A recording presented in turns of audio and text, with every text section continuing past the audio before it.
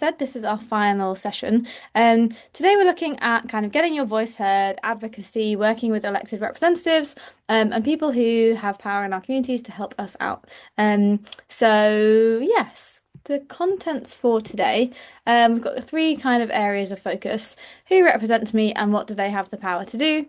Then we're talking a little bit about day-to-day advocacy. So once we know who people are, then we can have a think about, how we want to work with them on a kind of day-to-day level.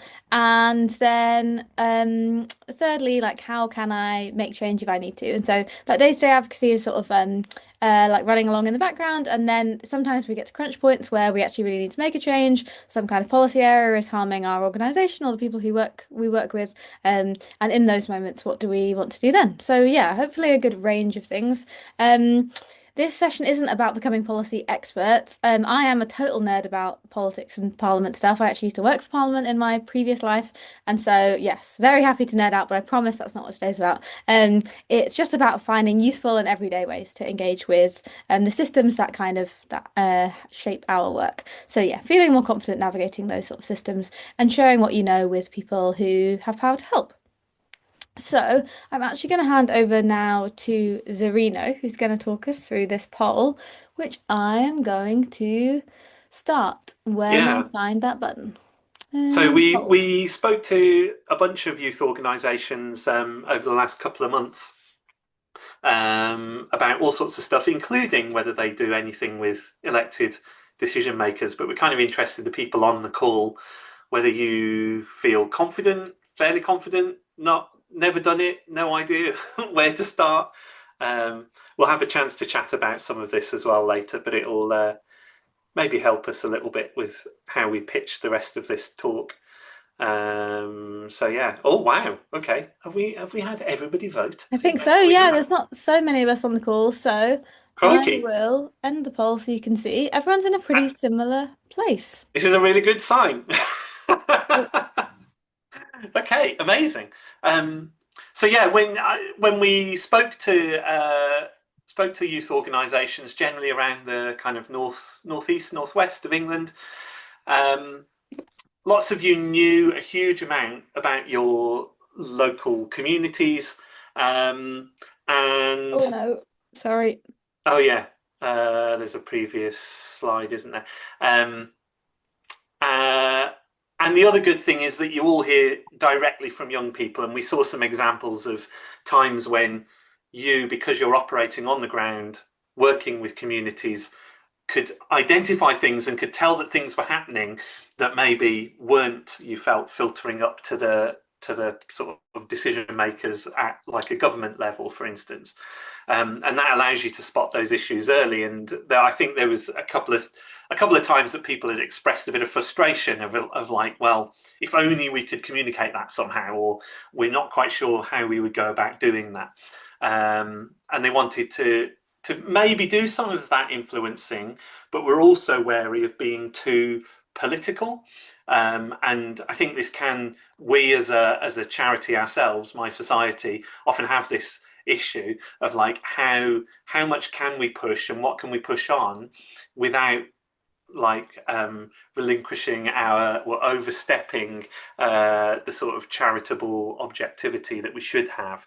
And I think I'm sure Julia's going to cover lots more of this later on, but I think it was interesting hearing that coming out of the organisations we spoke to. And I think it's always worth bearing in mind there's a difference between being party political and being having a voice on issues that matter to your beneficiaries and your service users and your organisation. But yeah, we'll sort of we'll cover that. But generally, the challenge wasn't knowledge about how political structures work or how to get in touch with people. It was more about finding those routes to influence the people with power at different levels of government. So that's hopefully what we're going to be doing on this call. I say we, it's mainly Julia because, as she said, self-confessed politics nerd. So over to you, Julia. Oh yeah. So yeah, sorry, I should say these were a couple of the things that kind of came up in the conversations we had with these organisations. So you're already working with partners locally, maybe you're working with like local schools, you're sharing evidence. There was all like good things that you were doing that could be sharing knowledge and influencing changes in the kind of structures that govern society locally in your area. Sometimes you were meeting with council officers, sometimes those meetings were good, sometimes they were bad. And there was an interesting spread of opinion about local councils. And also, occasionally, we heard you were sort of talking, responding to consultations whenever you could, which is great. Uh, but yeah, I think possibly that probably leads us into some. Those are a couple of examples of how you can influence decisions. I think maybe most people might already know who their local representatives are, but if not, I think maybe we start there, Julia. Yeah, thanks so much, Serena. And so, yeah, we wanted to make this session really helpful and not go too much into the various like structures of who, what, where, and the complex kind of arrangement in the UK, but instead show you our website right to them, which just shows you who your local representatives are. One thing to say to kind of kick this all off is that although not everybody in the UK who is resident is able to vote in elections, everybody is represented by their local politicians, and so whether you have people from different migration status backgrounds or refugee status backgrounds or whoever may be within your community, your representatives represent all of them. And also sometimes we hear from people who say, "Oh, well, I didn't vote for them, and so they're not going to work with me," kind of thing, and that's not the case either. So your representatives should work with everybody in the community. So let me show you right to them. I need to share this tab instead. Do do do. Is it? You already are. Oh, great. Then I've done my settings better than I thought. Great. So I'm going to put in a postcode where I don't live anymore, but in Wales, just to show you. Um, this is the site you just have to put in your postcode, and it shows you who all your representatives are. We've actually just made some changes now, so you can view it in Welsh if you would like to. And it shows you both who your councillors are, if you're in Wales, Scotland, or Northern Ireland, who your devolved representatives are, and then who your MP is as well. And then if you click on any of these people, that will take you to a page where you can write them a message through our system. And so it helps you write the message, it sends it, and then you confirm it by your email address. And we have lots of people who use it for that function, obviously for writing, but we also hear from lots of people who say it's actually just the best place on the internet to find out who everyone who represents me is and to see it all on one page. So hopefully this is helpful, and not only you can use it in your work, but share it with your users.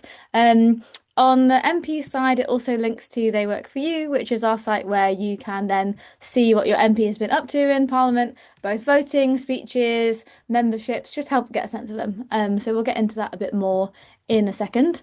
Oh yeah, thanks Zarina for putting that link in, and thanks for the question. So yeah, I wanted to start with that just to show you who everybody is. And we're going to talk through the different levels of representation a little bit today, both councillors and MPs on the whole. But yeah, just to show you that you can see them all there, and we have a little bit of information there as well. Great. So thinking about councils, I'd say councils, and I'd be interested, seeing as everyone said they were fairly confident on your opinion on this, are maybe one of your more useful decision makers just because they're more local and help, and so many of their areas of representation might map onto the kind of local and youth kind of service delivery space. So they have some powers over youth provision, housing, public spaces, community safety, and just more generally, they are your most local form of representative. So yeah, they influence so many aspects of young people's lives and of our community lives. And I think they are quite like a problem-solving area. I think councils have a tough time, as we know, they've had their budgets cut, but they are very connected to their local people and are trying to kind of both deliver services and kind of fight fires. So they're grappling with many of the same issues on the ground that like in our organisations we are as well. And it's worth saying that we have a slightly complicated sort of settlement in the UK, and so not every council is the same. I live in Leeds, where there's a unitary authority, but in other parts of the country there are district councils and other systems. So one thing I always say is that if you can build a relationship with one or two of your ward councillors or get to know them in your very, very local area, then they can help you navigate some of the more complicated parts of the council. And so there may be different committees, consultations, strategic reviews, all of these sorts of things. And they can be hard to get your head around. But a good relationship with your ward councillor who's on the inside within the council can be your ticket to kind of help navigate that. That being said, is part of our research for some work we've done on Right to Them. We've had very mixed feedback from people on their experiences of their counsellors. So you get some really dedicated counsellors who are really keen to be there and like become a counsellor to help with the community issues, and then others who didn't really intend to actually ever get elected and don't really know what they're doing and don't reply to their emails. So I know it is a bit of a mixed bag. But hopefully some people here have some good ones. Oh, thanks, Serena, for that. They were for you link as well.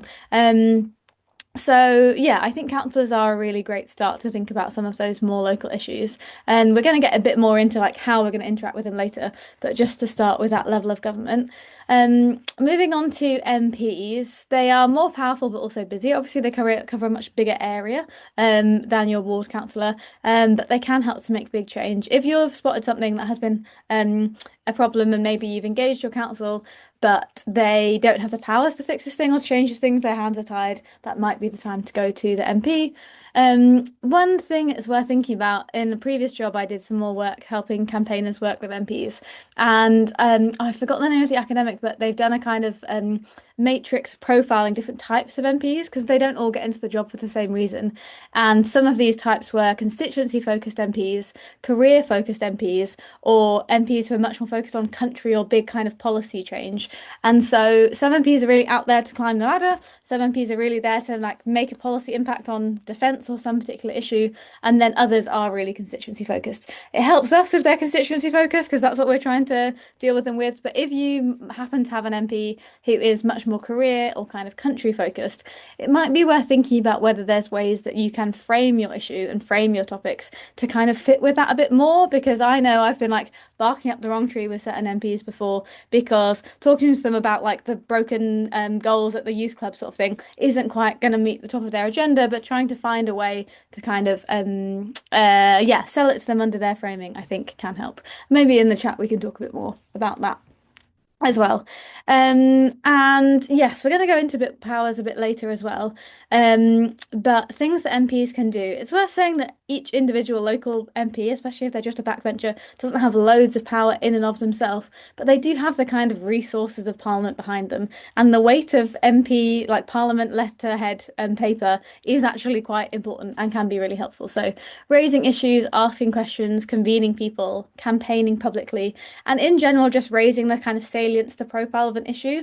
Particularly, we found that if there's like a kind of casework issue with individuals or small groups that has just got stuck in the system somewhere and like isn't really progressing, that is where an MP can be really helpful and drive an individual case forward.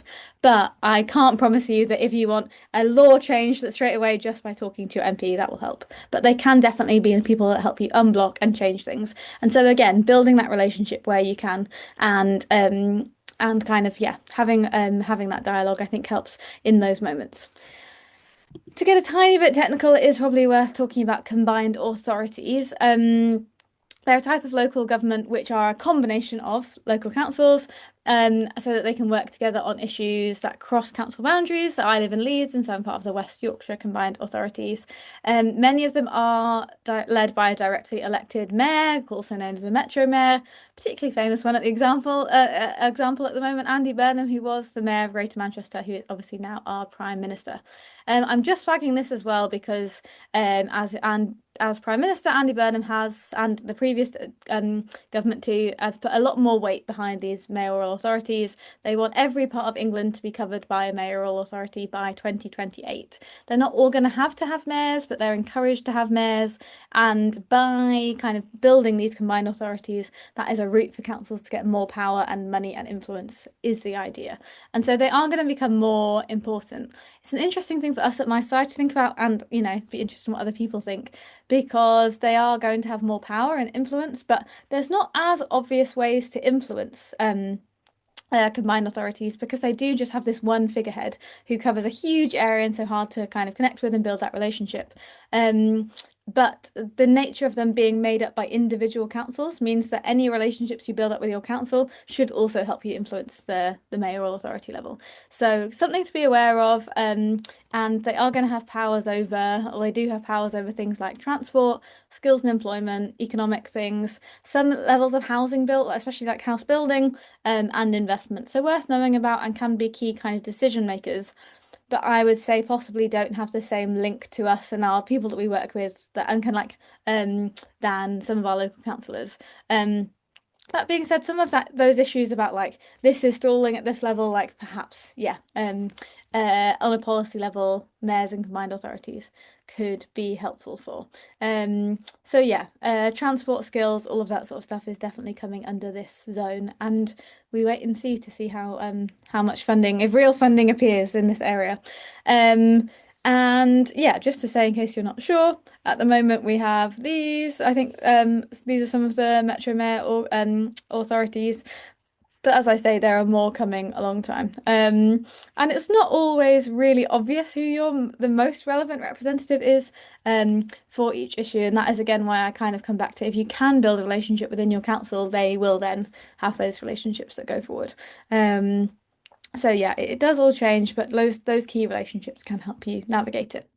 Um, Brilliant. And we did mention this at the start, but decision making, and obviously we are talking about like kind of more formal elected decision makers mostly today, but there are other key people in our communities, school leaders, NHS leaders, police and crime commissioners, although I don't know how long they're going to be around, and also key housing providers, as well as, other charities, citizens advice. I'm sure there's loads of people you partner with, but I do think when it comes to like influence, there is real strength in kind of networks. So yeah, the effective routes to change I think can be kind of closer to home than we think. And especially I've found in like my experience when you can go to an MP or to somebody with kind of more influence and say, we've worked together at this level and we've tried to solve this ourselves and we've come together and we've put some work into, but there's this key thing that needs to change. That can be a lot more effective to an elected representative than just saying, I've thought about this for 5 minutes, it's not working, I need you to kind of help me. And so where we can show that we're working with our communities, I think that goes down really well. Brilliant. So that's a kind of like run through of who does what. But I wanted to get into a bit more detail about how we actually engage with these people. Um, and yeah, it's a funny thing to say, but yeah, doing working in this kind of area for a while now, I think it's interesting that most of the time when we talk to politicians, they really want to know what normal people think. In my last job, we struggled because we worked with climate campaigners specifically, um, and a lot of the time they got written off because like by being someone who cares about the climate, you're not normal, and so we always used to hear, but like, yeah, but what this isn't what my normal people think. Um, and as people who work in, community organizations, you do talk to a lot of normal people, and that is something that politicians want. They have plenty of statistics, but what they often don't have is kind of direct insight into real people's lives, and that is a bit of a golden ticket for them. So just thinking about the conversations that you have with your users, the young people that you work with, things that you're noticing day to day, and that general sense of community knowledge is really invaluable. And so I want to kind of remind everyone here that although part of this conversation is about what you can get from elected representatives and how they can help you, you have such valuable information that they want as well. And it can be a kind of two-way thing. And everybody said that they were feeling really confident, or sorry, fairly confident about talking with decision makers. So maybe you're way ahead of us here. But I just wanted to flag that, like, something you could do today, if you haven't already, is to try and just build a kind of just reach out to try and build a relationship with some of your ward councillors, especially. Um, and it can be really, really short. That's something that we heard from MPs a lot throughout the years is they don't love really, really long, well-researched emails, actually, where you go through loads and loads of pages and pages. Although there's a time and a place for those, they also love a really short one to say, oh, did you know that I'm the outreach person at this organisation? Have you ever got any questions? Then I'm your contact. Or if you'd love to come down to the centre, we'd love to see you. We've got this event on that you might like to come to. So really short little emails just to say that who you are and that you're in their contact books. Another thing, obviously, worth recognizing, especially when you get to the MP level, is you're actually building a relationship with their staff more so than the elected member themselves. And so, if the staff know that you're there and what you get up to, then if they have organised something in that area of the constituency in a day and think, oh, we've got a few spare hours, then they're the sort of people who might well kind of join things together. So, definitely worth just reaching out and building that relationship. It doesn't have to be really formal. And that's kind of the point of this little section is wanting to say that most influence kind of happens before you need it. And it is that having the background relationship that will help you in those kind of crunch points. So yeah, building those relationships, building trust. I think politicians maybe in the modern era are very wary and they're very scared of public engagement, scared of talking to people. Rightly so, there's a lot of political violence out there. And so building level of trust and kind of honesty, I think is really helpful. So yeah, worth thinking about what that looks like on a day-to-day level for you. On a really basic level, I'd say inviting your elected representatives to come and see your work is the easiest thing that you can do. You don't have to put on something special for them, but for example, I help volunteer at the lunch club at the community centre down the road from me, and we invited the MP to come along, and we're really impressed that he came along without any staff. He was just there by himself, came and chatted to some people, didn't do any actual work in the kitchen, so I can't give him too much credit, but did come and meet the people and kind of have an understanding of what we do there and what the point of it is. Um, so yeah, really informal but really nice. And then, that relationship is kind of built there. So where there is in-person regular events that they can come along to, social media is a good one. If you put time and effort into updating your community, what you do on social media, basically every MP has a social media account these days. And so make sure they're on there seeing what you do. As I say, might not be the MP themselves, it might be their staff, but they always want to be seen to kind of encouraging community activity. And then, yeah, if you have events where you give out prizes and awards, that is a key thing that a politician loves to come along to. Um, so bringing them into your kind of day-to-day work. Um, Great.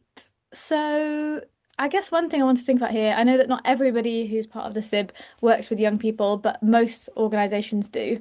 Um, and or that, what you do involves lots of community members, not just young people, but I know a lot of our work is with young people. And I guess it's worth considering them when we talk about political engagement because we want to be a bit more sensitive. I was the sort of teenager who was signed up to everything in the book of like youth farming and all of this sort of stuff. I've been a nerd from a young age, but that isn't for everyone. And we don't want to make the barrier to entry too high, such that we exclude like our young people that aren't as competent in the area to begin with.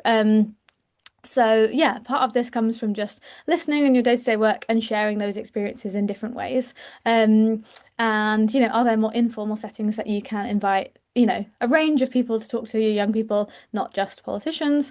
Can they co-design some projects if you're working with the council on a little bit of funding? Can you bring in the young people as part of the design process and do the other kind of systems and structures? And then there may be some more formal youth-led advocacy where you invite them to kind of hold truth to power and question representatives and that sort of thing. Really powerful and important, and really nice for some young people if that's what they want to do, but wanting to recognise that that is not for everyone. And yeah, and even just things like it could be in person, it could be offline. I'm about to talk to some organisations who do lots of different sessions to help kind of give young people more confidence. Um, yeah, so these are some of our kind of partners and people that we've seen and who I think do really good work. Although we make the tools, like as I say, write to them and they work for you, we know are used by like a lot of these organisations and work for people of all ages. As a charity, My Society doesn't really have the resources to go and deliver training or talk to young people directly, but there are some really great organisations that do. Democracy Classroom is mostly education setting based, like mostly based in schools, but they have a part of their website which is full of resources and training that can be used anywhere by anyone. And the Politics Project is the organisation that hosts the Democracy Classroom, but yeah, connects young people with politicians. Shout Out UK do political media and literacy training, and that's really good if you're thinking about not just engaging with politics, but fake news, disinformation, misinformation. They do a good job of combining all of those things because they do come together. Um, And that's not just school settings. The UK Youth Parliament, again, much more formal setting, but really does work for some people. And I Will are a cool organisation who really work on kind of social action. It's obviously worth saying we have a real opportunity at the moment. Votes at 16 is hopefully coming in within this Parliament. It's part of the Representation of the People Bill. And so, yeah, young people will be getting given the right to vote.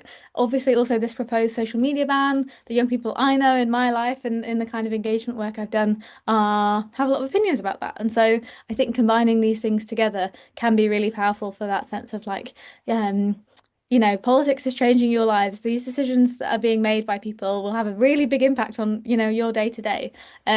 Soon you're going to have the vote and the power to kind of change that.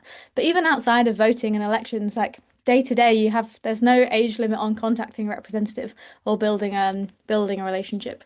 So yeah, lots to think about there. I'm actually whizzing through the slides so far today, so we're going to have a bit of time at the end as well. But I wondered if anybody had any thoughts so far, any experiences that chimed with this, didn't chime, any questions for me. This is all like in theory, but it's most useful when we apply it in practice. So I'd love to hear anything. Please feel free to unmute or to put in the chat. While people are thinking, Zarina, any thoughts from you on what we've been saying? I think the only other thing, it's not really about well, it's partly about that relationship building, but you don't have to have a relationship to benefit from it. But combined authorities are often also a source of funding potentially. I imagine the organisations on this call probably already know how to get their hands on local authority funding pots and combined authority, but I know that's another way that organisations sometimes get support from a local level of government rather than big national pots. And that, again, it can only help to have a good relationship with people within the combined authority because they can point you towards these funds or they'll immediately understand the good work your organisation's doing and that might help in some way, who knows. But yeah, that can be another advantage. And it'll be interesting to see, as you say, with the rollout of more of these kind of combined or strategic authorities across the UK, whether that might allow more things to be funded locally that previously weren't being because everything was more centralized. And now, yeah, we'll see whether that kind of Yeah, picture absolutely. changes. No, I hope so. And I think the idea is it is going to be in bigger settlement funds rather than like individual funny little pots of money that they're being given at the Mm, moment. And so hopefully that will have a positive downward kind of effect of people being able to get like bigger, longer term chunks of money. Because we all know how hard it is to apply for these tiny little pots of money and like piecemeal them together. Um, so yeah. Okay. Brilliant. Well, do put any questions in the chat or raise your hand if you'd like to. Otherwise, I'll keep going. We might get to finish a little bit early today. So now going into from that kind of day-to-day advocacy of just like building relationship and making sure that our representatives know who we are and know what we get up to, I wanted to talk a bit more about what happens in those crunch points when you have got a community member who is in a real bind and like needs some quite urgent support, or there has been a change at a council or local level that has affected your work and your clients. So let's talk about what happens in those moments.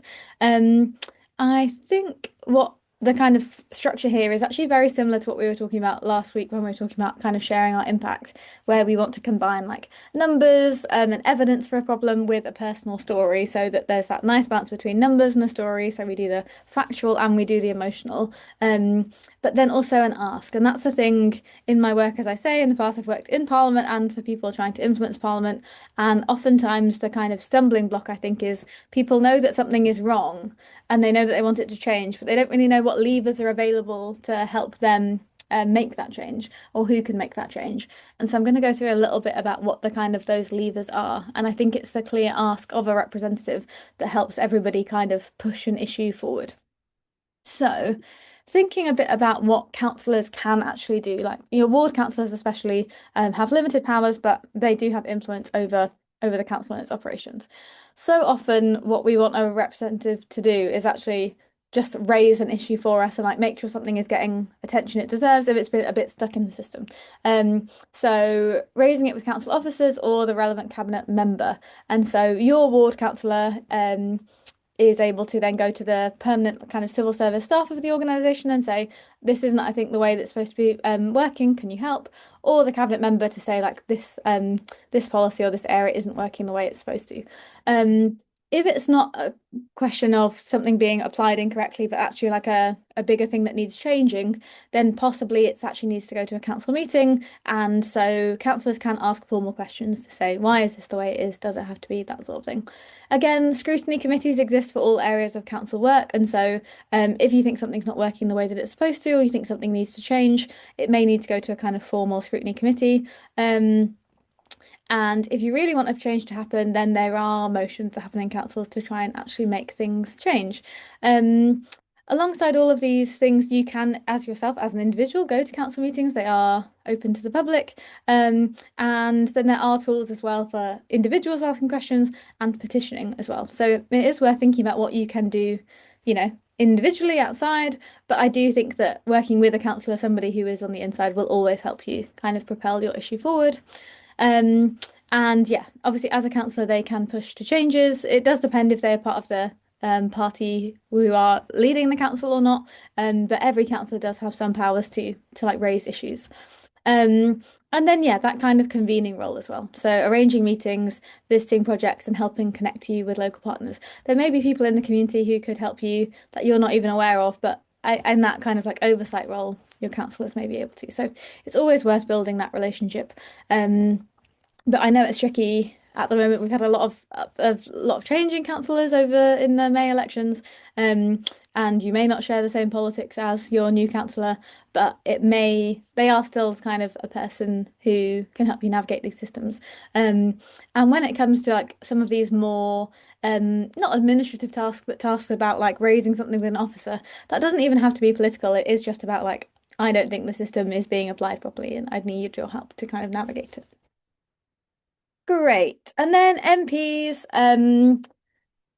more powers obviously, but in a more kind of removed sense. Right to a government minister or public body on your behalf. This is one that I mentioned earlier. The power of Parliament letter-headed paper is amazing. And this is one where we had some advice, or I've had some advice previously that especially if you think your MP you haven't got a great relationship yet, or then maybe not quite as committed to ask or as possible, if they won't write their own letter to the government minister or public body, you can ask them to forward your letter on your behalf. And so that is something that every MP should agree to do, whether or not they personally agree with the issue or not. Say, you're my MP, you're my route to these places, I'm following the kind of the formal routes here. Please forward my letter. But hopefully, if it's an issue that you've convinced them about, they will write their own letter of support as well. They can ask written or spoken questions in Parliament to try and raise the salience of an issue. And so they often like to do that when they do link to constituents' issues and say, bus services in my constituency have been reduced by this much, blah, blah, blah, it's having these effects. And that's why I think my constituency needs more funding. So they can bring attention to it in that way. They can also raise debates in the House of Commons chamber, adjournment debates and other debates, and also Westminster Hall debates, if they think this is an issue that might be affecting other MPs, constituencies, areas as well, and they want more attention on it. A debate can be a really good way to do that and kind of bring people together. So I've just seen there's a question in the chat. Oh, I might come back to that in a second. Well, it's Um, more a comment than a oh, question, but great. it's a good comment, so we'll Oh, come back good. to it. Oh, awesome. Definitely, I will do that in the end of the slide. Meeting ministers and bringing organisations together is an important one. One thing that you can find on They Work For You actually, is, oh, sorry, do my own typing. Um, APPG memberships. And so this will help you understand both their committee memberships, and APPGs are all party parliamentary groups, which are kind of informal groups of MPs who get together around different policy issues that they care about. And so some of them are really serious, but there's quite a lot of health ones. There's quite a lot of industry ones, like steel and metal related industries. But there's also some, and obviously this is an industry as well, UK spirits. There's one on beer, cheese, wine. There's all sorts, jazz. So it helps you understand who your MP is and what their interests are. But one thing that MPs often like to do is that kind of convening work of bringing people together. So something that you might ask your MP to do is join a certain APPG if you think it's being kind of underfunded or not resourced enough. Or something that they might do is go to an OPPG and bring people together. So yeah, more information there on They Work For You. Campaigns, petitions, and proposed changes to the law. There's all sorts of tools that MPs have within Parliament to kind of raise the profile of an issue. So early day motions are like a kind of tool for them. Um, but in general, they can, yeah, just raise the profile of the issues of the things that we are talking about here. So yeah, I'll just come back to that comment. MP supported us by asking a question liaising with DCMS about the extension of the if. Oh, great. Yeah, absolutely. So, um, that's really, really nice. But as I say, not every backbench MP has loads of power, but sort of power that they do have, they are often willing to engage with. And I think it gives them more salience if they can say a community in my constituency said this, and and you're giving them that evidence that they want as well. Amazing. So I'm just going to take a sip of tea because I'm struggling. Mm.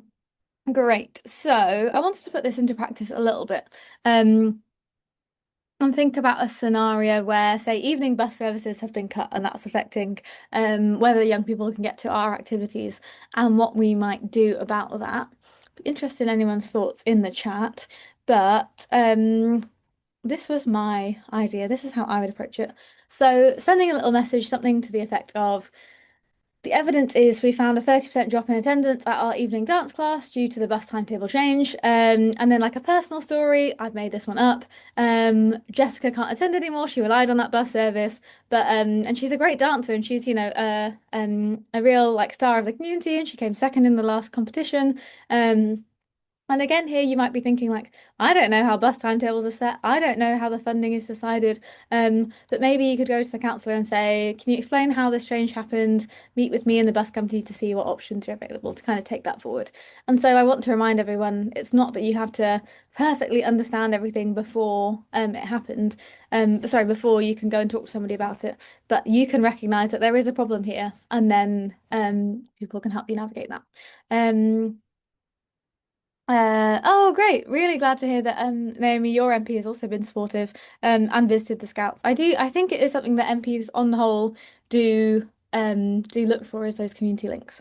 Um Great. So yeah, that was my little approach to that, but interested in anyone else has any other ideas. Um, and then also here, just looking at thinking about that evidence.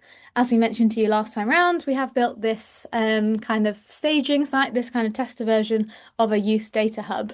And we have filled that full of all sorts of pieces of information. Not primarily, but we were partially thinking, and we heard from you last time that you thought it'd be really useful in funding applications. But I think it's really useful in this kind of application as well. So thinking about building relationships. So just a few here. These are for my um, area of Leeds Council. Um, I find it really helpful that it shows the difference between our area and the national average. And so youth spending in Leeds is just over, around two-thirds of the national average. And the cut to local authority youth spending in Leeds has been much more than the national average. And so that actually helps us in our building our relationships with the council to be able to say, I know you're in a tough spot here. Like the funding has been cut, but it's having these effects, and it's disproportionate in Leeds than it is to other places. I found out that we have a higher number of NEETs, like young people not in education, employment, or training, than the national average. But we're also operating in a council population that is much, much bigger than the national average. The thing about the councils in the UK, you get really tiny ones, and you get huge ones, and Leeds is one of the really huge ones, and that comes with its own challenges. And I think it's nice to be able to kind of recognise that and have that context when we go into these conversations. Um, yeah, thanks, Serena, again for putting in the links to the Youth Data Hub. We've got this follow-up survey as we have for the other sessions, and yeah, we'd love your feedback. So, oh, sorry, again, I'm struggling a bit. We are actually nearly done, so we might be able to wrap up a bit early today or have more of a chat. Um, just wanting to remind people that there's lots of different ways to engage. We have got Write to Them, and maybe we can use the extra time to for you to put in your postcodes and see your representatives on there, to look at they work for you, and to look at the Youth Data Hub again. So emailing via right to them, simple, quick, and easy way to do. Holding like a formal meeting to discuss a particular topic, always a good idea. But inviting them to visit and see what you do day to day, is always, it's just a nice way to build that relationship. If you're having a meeting about a certain topic, inviting them to speak, I think they quite like that. Um, my experience of MPs is, although they like that informal chat, they also like if you get an opportunity and they've got a chance to like have 5 minutes, then and say their piece. They like that as well. And then shared media and social media, where appropriate. I think social media is a really growing kind of landscape and tool for MPs, and they want content and to show that they're out and about, and not to, reduce it to that, but it's something to consider, when you are engaging. Again, you don't have to do all of these all of the time. Some happiest building relationships through local networks, and you might think, I'm not very interested in that directly political stuff, but I'm part of some networks and they do that. Others think, no, this is a kind of key part of my mission and I want to get better at that, and that's totally fine. Um, it's just finding ways that fit your organization and your capacity and having the tools in the drawer when you want to. Um, that's something that we focus on when we think about building our tools. We don't expect you to sit on They Work For You every day and be following every kind of interaction, but where there is an issue and where there is something that you want to solve, then we hope they're there for you, if you want them, and same with right to them. Um, and so yeah, don't feel like you have to do everything all of the time, but one of our key messages here is that, yeah, you know more than you think, and your organization knows things that the decision makers need to hear. It's not the one-way street where they can help you, and they have all the power. They often don't have all of the power, but they do have some, and they can benefit a lot from your organizations and what you do day to day. Yeah, it doesn't need to be a huge campaign. It can just be sharing what you're learning and what you're up to day to day. Simple things like, I don't think you're, emailing your counselors. I'm not sure you're on our newsletter list. Like, is that something that you'd like to receive?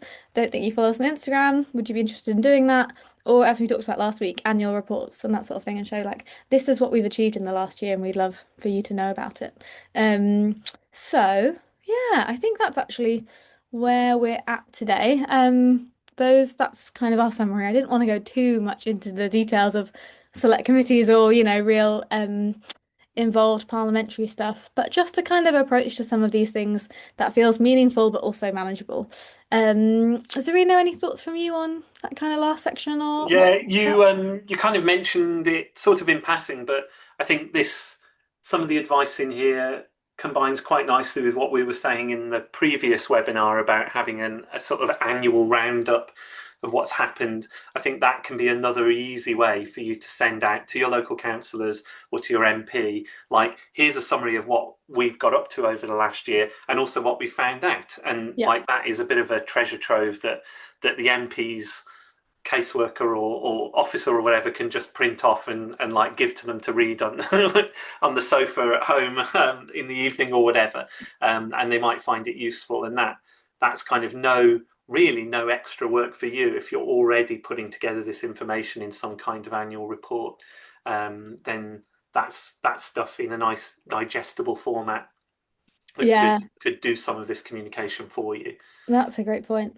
Yeah, maybe you could even pull out, here's three things that we achieved this year. Here's two things that that we found difficult, and one thing Mm, we'd like you to do, kind of thing, to like yeah. help us in the future. Where you can do that sort of setup. So yeah. Great. Well, we'll be around for a bit longer if anybody did want to raise anything or have a chat. As always with this session, in the feedback form that goes out afterwards, we have linked to a kind of two-page guide where you've got some of this information just on two sides of A4 to keep it there and keep it relevant. But yeah, thanks so much for coming along. Do feel free to ask any questions, or we will be back in 2 weeks to have a kind of bigger Q&A session where we'll chat about any and all of the things that we've talked about over the last 3 weeks and how to apply them to your organisation. So yeah, Serena and I will stick around, but we do appreciate if you think perfect 15 minutes free for a cup of tea. That is fine too. So yeah, thanks so much for coming. Um, And yeah, maybe see you in 2 weeks for our Q&A session. But this is the end of our kind of like more formal content kind of stuff.